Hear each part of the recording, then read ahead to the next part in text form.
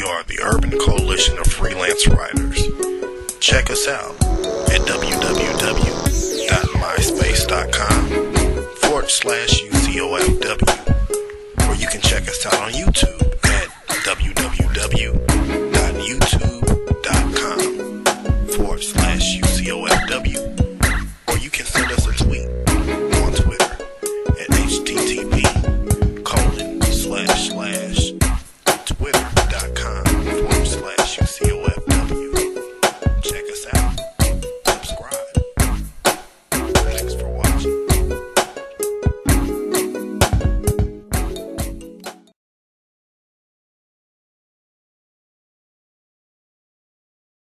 As hardcore as they made it out to be. That's just my opinion. I could be wrong. I can see where it would take maybe 2 officers to safely subdue a good-sized 15-year-old. Yeah, and he's kind of husky. Is ridiculous. Yeah.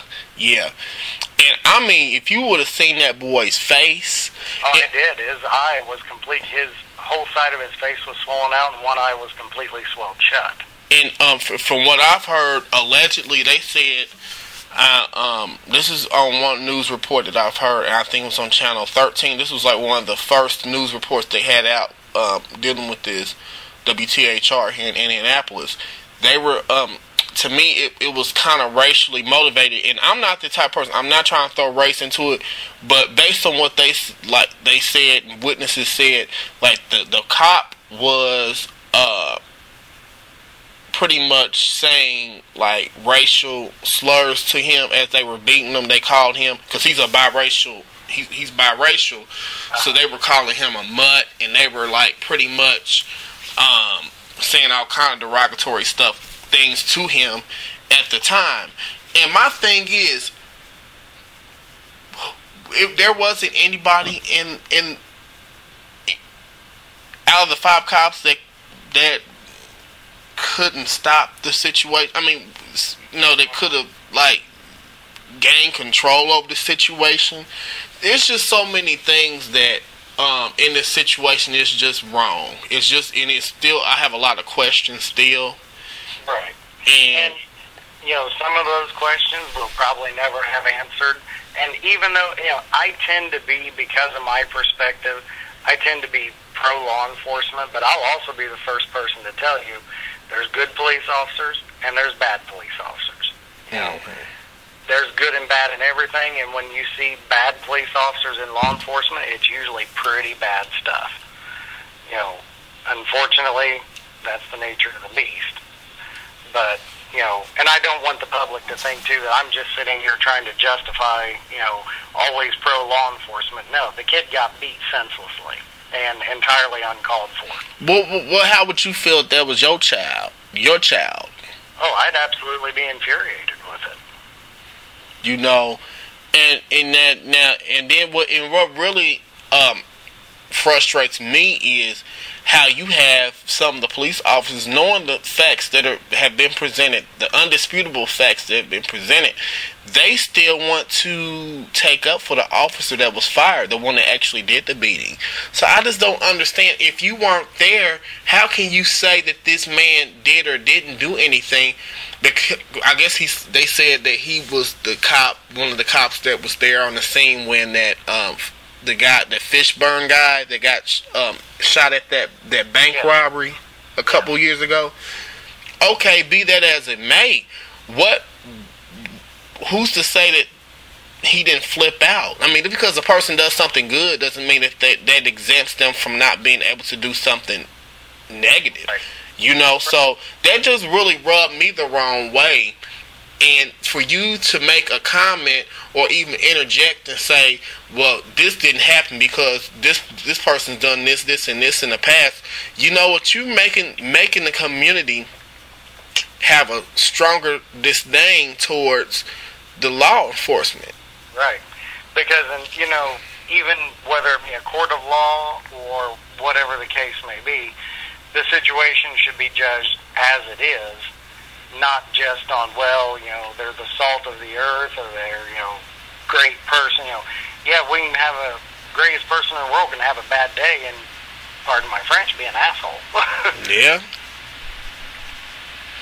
So it's just one of those things. I'm gonna tell you this now, and I don't want it, because I'm gonna tell you now. I already know there's gonna be some people that's gonna leave some, and I'm sorry, excuse my French, some stupid ass comments on the page talking about, you want to take up for these cops and you don't want to blah blah blah. I'm gonna tell you now, shut your damn mouth, because nobody's saying, first of all, nobody's saying that I'm justifying what these people are doing is right. Because if you are acting a fool and you are carrying on, don't be surprised when you get approached by a cop. Furthermore, don't be surprised when you might get beat down by a cop. So first of all, nobody's sitting here trying to defend these people. If you're wrong, you're wrong. But still, at the same time, there is protocol that you have to follow. There's a legal and due process that you have to follow on both ends of the spectrum.